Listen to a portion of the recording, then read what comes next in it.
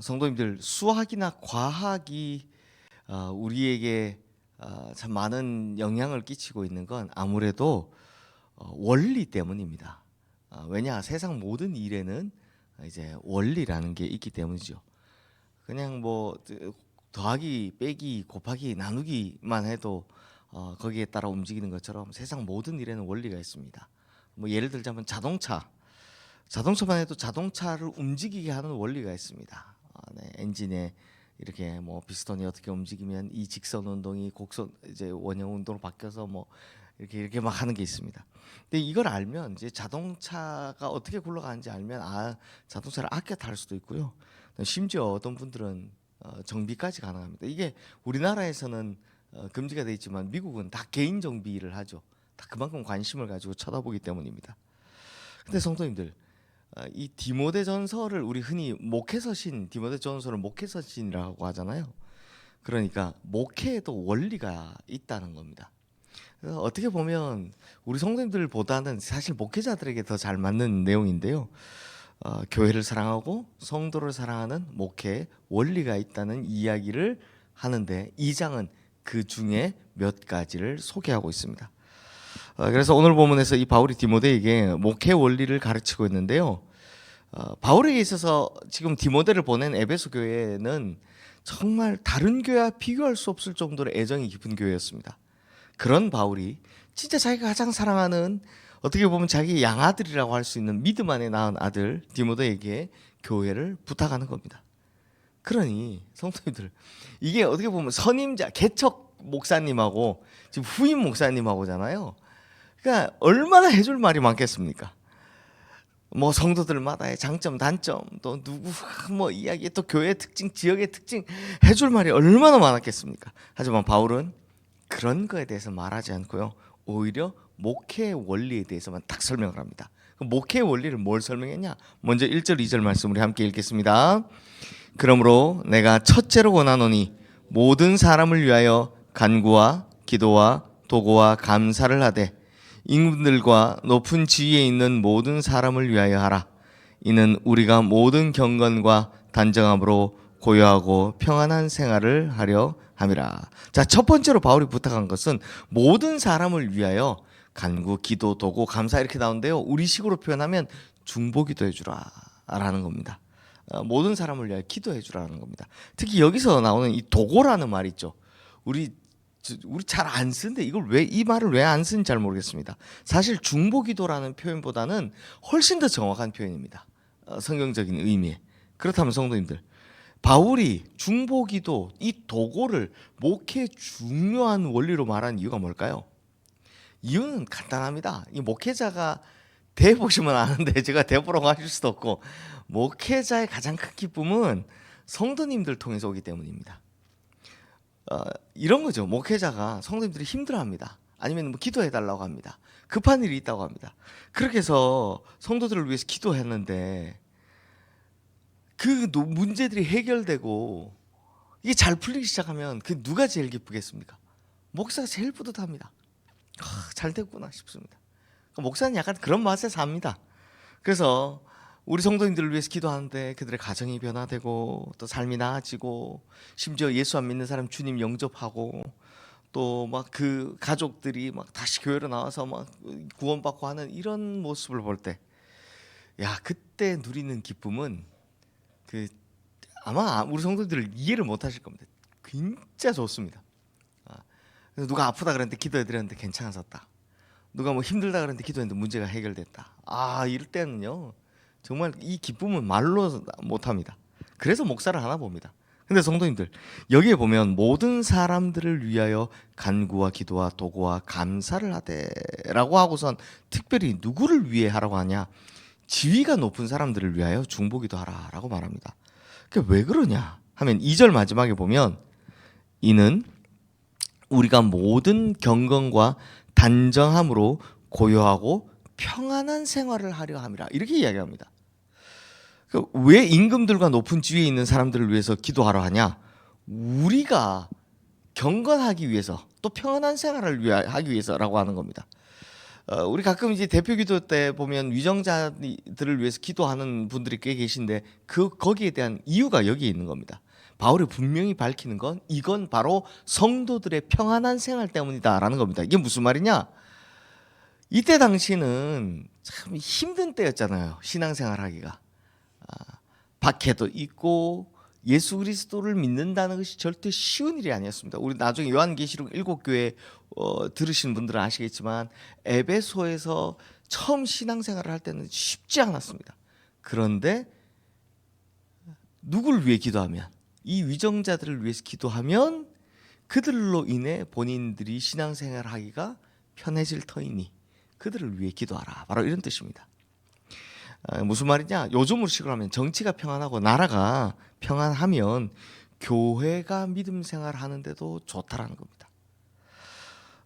지금 우리야 이걸 우리 어르신들은 좀 느껴보셨나요? 지금 저희 세대는 잘 못 느끼지만 기독교가 박해받던 당시나 혹은 기독교가 지금도 핍박받고 있는 나라에서는 이게 엄청 중요한 이야기다라는 겁니다. 신앙생활을 하기 위해 나라가 평안해지는 것, 정말 중요한 이야기다라는 겁니다.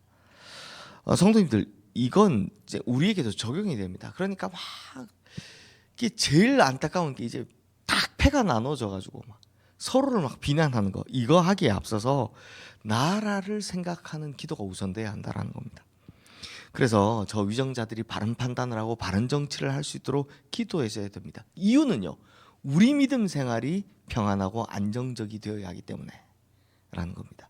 그렇지 않으면 자꾸 교인들이 막 어디 띠매고 나가려고 하고 또 교회 안에서 막 정치 견해가 다르다고 싸우니까 그냥 정치인들이 정치 잘해서 세상 평안하기를 바라는 기도하는 게 제일 좋다라는 겁니다. 또한 목회자들뿐만 아니라 성도님들도 중보기도의 원리를 좀 배워야 합니다. 믿음 생활이 오래되고 신앙생활에 연륜이 쌓일수록 성도를 위해서 옆에 있는 성도를 위해서 하는 기도가 이게 응답이 되기 시작하면요, 이거 진짜 말할 수 없는 기쁨이요 말할 수 없는 영광인 겁니다. 그러므로 우리 성도님들도 이 중보기도 도고의 기쁨을 배우셔야 한다는 겁니다. 성도님들, 보통 세상 사람들, 믿지 않는 사람들은 사촌이 땅을 사면 뭐라고 합니까? 배가 아프다라고 하죠. 야, 이거 진짜 인간의 본성에 대해서 너무너무너무 잘 표현한 속담인데요. 그런데 믿음의 사람들은 자신의 중보기도가 응답되었을 때 어떻게 됩니까? 배가 아픕니까? 아닙니다. 기뻐합니다. 그러니까 그 기쁨을 말로 표현할 수 없죠. 그래서 다른 겁니다. 이 세상 사람들과 믿음의 사람들은. 그러므로 중보기도의 원리는요, 목회자만 가져라 이게 아니라 우리 모든 성도님들이 마음에 새겨야 할 진리일 줄로 믿습니다. 자, 이제 바울은 두 번째 목회 원리를 말하는데요. 4절 말씀 함께 읽겠습니다. 하나님은 모든 사람이 구원을 받으며 진리를 아는 데 이르기를 원하시느니라. 자, 하나님께서는 모든 사람이 구원받고 진리를 아는 데 이르기를 원하신다라고 하는 겁니다. 즉 바울이 말하는 두 번째 목회 원리, 이걸 굳이 표현하면 전도의 원리입니다. 바울은 자기가 딱 회심한 후에 제일 먼저 뭐 했습니까, 성도님들? 와, 내가 그래 예수님 믿어서 너무 좋아, 이게 아니라 좋으니까 어떻게 했습니까? 전도하러 다녔습니다. 야, 내가 예수님께 은혜 받고 나서 바로 전도하러 다녔습니다. 항상 전도했습니다. 시간이 나서 전도한 것이 아니라 시간을 내어서 복음을 전했습니다. 왜 그렇게 했겠습니까? 그게 하나님의 뜻이란 걸 알아서 했기 때문이죠. 땅끝까지 이르러 내 증인이 되라 라고 말씀하신 그 말씀을 실천하는 게 자기 사명이라고 생각했던 겁니다. 근데 성도님들, 바울이 에베소 교회를 디모데에게 부탁했을 당시에는 자기가 개척했을 때와는 달랐습니다. 자기가 개척했을 때는 막 눈물로 섬기면서 3년 동안 두란노에서 가르치면서 막 그렇게 했지만 지금 디모데가 갈 당시에는 이미 에베소는 대형 교회였습니다. 에베소 도시 전체가 그리스도를 알았고요. 심지어 우상 숭배하는 사람들이 자기들의 마술책을 불태우기까지 했습니다. 예수 믿는다고. 복음의 능력이 진짜 크게 발휘되었고 덕분에 교회는 당시에는 엄청 흥왕했습니다. 그런데 바울은 여전히 디모데에게 뭘 부탁한다고요? 전도를 부탁하는 겁니다. 큰 교회가 되었다고 전도하지 않는다가 아니다라는 겁니다. 바울은 지금도 그 구원받지 못한 한 영혼이 걱정되는 겁니다. 아무리 많은 사람들이 복음을 듣고 예수를 믿는다 해도 그 구원받지 못한 한 사람이 걱정이 되는 겁니다. 그러니 뭐 교회에 몇 명이 모이니 뭐 이런 숫자와는 상관없이 전도는 교회가 당연히 감당해야 될 사명이다라는 거죠. 그래서 때를 얻든지 못 얻든지 항상 복음을 전해야 한다라는 거죠. 그러므로 성도님들, 전도는 오늘날 우리에게도 사명입니다. 하나님께서 바울을 부르신 것처럼 우리를 먼저 부르셨죠. 저주받아야 할 우리를 구원해 주시고 긍휼을 얻지 못할 나를 긍휼히 여겨 주셨습니다. 그 덕에 우리가 구원을 받았습니다. 그러니 먼저 구원받은 우리가 해야 할 일은 당연히 전도라는 겁니다. 그런데요, 돌아보면 우리 스스로가 이 전도의 사다리를 끊어버릴 때가 너무나 많습니다. 왜 그러냐 하니까, 제가 오늘 수예배가 3.1절 기념 예배인데, 그때 제가 이번 리트릿 그리고 설명절 때 이게 제가 목사 아닌 척 했을 때 당한 일이 있습니다. 그래서 제가 이거 한국교회 기독교인들 진짜 큰일 났구나 싶었던 그런 거. 만나는 사람들에게 자신의 삶과 인격을 전혀 신앙인답지 않은 그런 모습을 보여주기 때문입니다. 그래서 이거 큰일 났구나 싶었는데, 제가 오늘 수요예배 때 녹화 안 되는 거 이야기하려고요. 네.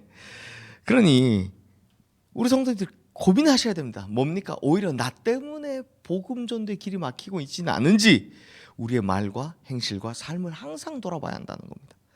그러므로 내가 하는 말과 행동과 삶이 복음 사역의 디딤돌이 되고 믿지 않는 자들의 마음을 감동시키게 되기를 주님의 이름으로 축원합니다. 마지막으로 세 번째 원리입니다. 우리 5절 6절 말씀 함께 읽겠습니다. 하나님은 한 분이시요 또 하나님과 사람 사이의 중보자도 한 분이시니 곧 사람이신 그리스도 예수라. 그가 모든 사람을 위하여 자기를 대속물로 주셨으니 기약이 이르러 주신 증거니라. 자, 하나님도 한 분이요 중보자도 한 분이다. 자, 이렇게 말씀하는 이유는 예수 그리스도께서 하나님과 우리 사이에 중보자가 되셨다라는 걸 강조하기 위한 것이죠. 그런데 동시에 이 편지를 받는 디모데에게 무슨 역할을 하라고 하는 겁니까? 하나님과 성도들 사이에 중재자가 되어라 라고 부탁하는 겁니다. 그러므로 목회의 세 번째 원리는 중재입니다. 하나님과 사람 사이에 중재하는 역할, 그리고 하나님과 성도들 사이에 중간다리 역할을 하는 것이 바로 목양이다라는 거죠. 이 역할을 해야 되는 사람에게 가장 중요한 게 있다면 당연히 거룩함, 삶의 정결함입니다. 목회자는 이게 목회서신이라서 자꾸 목회자 위주가 되는데, 목회자는 말씀을 전하는 사람이기 때문에 자기 삶이 정결하지 않으면 그 말씀에 힘이 없습니다. 사는 게 형편없는 비도덕적으로 사는데 전하는 말씀이 거룩하다, 그런 어불성설은 없습니다. 이 말씀은 영적인 것이기 때문에 그렇게 될 수가 없죠. 능력 있는 말씀이 되지 않습니다. 그냥 거룩한 척 하는 것뿐입니다. 디모데도 마찬가지입니다. 지금 바울이 걱정하는 게 비록 연소하다 할지라도 그가 전하는 복음이 힘을 얻기 위해서 어떻게 하라는 겁니까? 네가 거룩해야 된다는 겁니다. 스스로가 먼저 정결한 그릇이 되어야 한다는 거죠.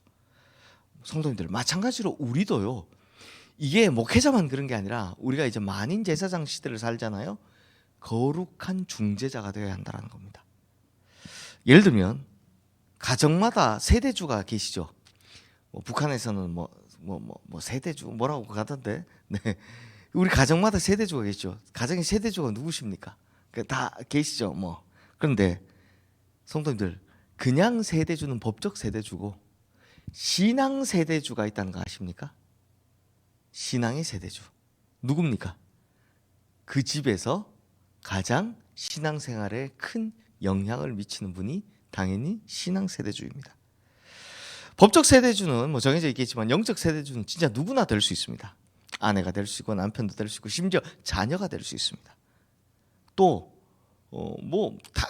저희 집 같은 경우도 그렇지만 신앙의 본을 보이는 할머니 할아버지들이 신앙의 세대주가 될 수 있습니다. 왜냐하면 뭐 법적 세대주야 그 집에 뭐 이렇게 뭐 묶이는데 가장 뭐 앞서 나온 보통 남편이나 아버지들이 이렇게 된다면 이 신앙 세대주는 그렇지 않습니다. 그 집에 가장 큰 신앙에 영향을 미치는 사람이 신앙 세대주인 겁니다. 그러므로 그 가정의 영적인 주도권을 붙들고 있는 사람, 그 사람은 하나님과 자기 식구들 사이에 본인이 중재자라는 사실을 잊어버리면 안 됩니다. 누구를 닮은 중재자? 예수 그리스도 닮은 중재자. 하나님과 우리의 자녀들, 하나님과 나의 남편, 하나님과 나의 아내, 하나님과 나의 부모님을 연결해 주는 사람. 중재자. 그럼 그 중재자가 뭐 해야 된다 그랬습니까? 거룩하고 정결해야 된다. 가정의 예를 든 겁니다. 가정의 신앙 세대주도 거룩하고 정결해야만 중재자가 될 수 있다는 거죠. 그러므로 말씀 안에서 정결해야 되고 기도로 정결해야 됩니다. 그래야 이 중재자의 역할을 온전히 감당할 수 있다라는 거죠. 또 교회는요, 세상과 사람들, 하나님 사이에, 세상과 하나님 사이를 이어주는 또 중재자의 역할을 하는 공동체입니다. 그러므로 교회가 요즘 왜 힘이 없습니까? 딱 하나입니다. 거룩함, 정결함을 잊어버렸기 때문입니다. 세상 사람들이 보기에도 혀를 끌끌 차는 일들을 하고 있기 때문입니다. 교회 역시 정결하고 죄가 없어야 합니다. 그래야 믿지 않는 사람들이 교회를 통해서 하나님과 연결되는 이 놀라운 일이 일어난다는 겁니다. 사랑하는 성도님들, 오늘 바울이 전하는 세 가지 원리가 이게 사실 목회의 원리지만 우리 성도님들에게도 다 해당됩니다. 뭡니까? 중보기도, 기도하라. 그 다음에 전도하라. 그 다음에 중보자 역할을, 중재자 역할을 잘 감당하라. 이 세 가지의 원리대로 잘 실천하고 행하셔서 우리 성도님들 기도하는 것들마다 응답받고 그리고 수많은 구원의 열매를 맺는 진짜 기쁨으로 살아가시는 우리 모든 성도님들 되시기를 주님의 이름으로 축원합니다. 이 시간 오늘 주신 말씀 기억하며 우리 함께 기도하겠습니다.